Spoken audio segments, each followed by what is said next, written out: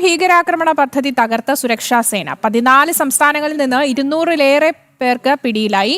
ISI ബന്ധമുള്ള ഷഹ്സദ് ഭാട്ടി സംഘത്തിലുള്ളവരാണ് പിടിയിലായത്. കേരളത്തിൽ നിന്നുള്ള 2 പേരും പിടിയിലായവരുടെ കൂട്ടത്തിലുണ്ട്.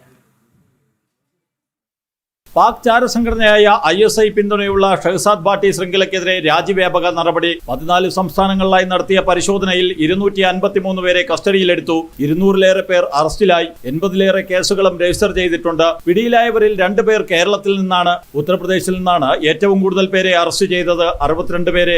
ഹരിയാനയിൽ നിന്ന് 52 പേരും ഡൽഹിയിൽ 51 പേരും പിടിയിലായി.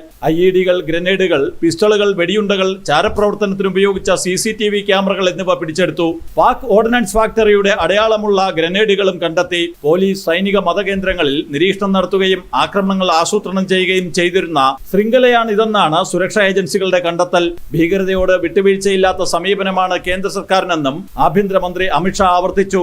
രാജ്യത്ത് നടക്കാൻ സാധ്യതയുണ്ടായിരുന്ന ഭീകരാക്രമണങ്ങൾ തകർത്തെന്നും അമിത്ഷാ വ്യക്തമാക്കി. ഭീകരർ സ്വാതന്ത്ര്യ ദിനാഘോഷം അട്ടിമറിക്കാൻ പദ്ധതിയിട്ടെന്നാണ് വിവരം. ജനം, ഡൽഹി.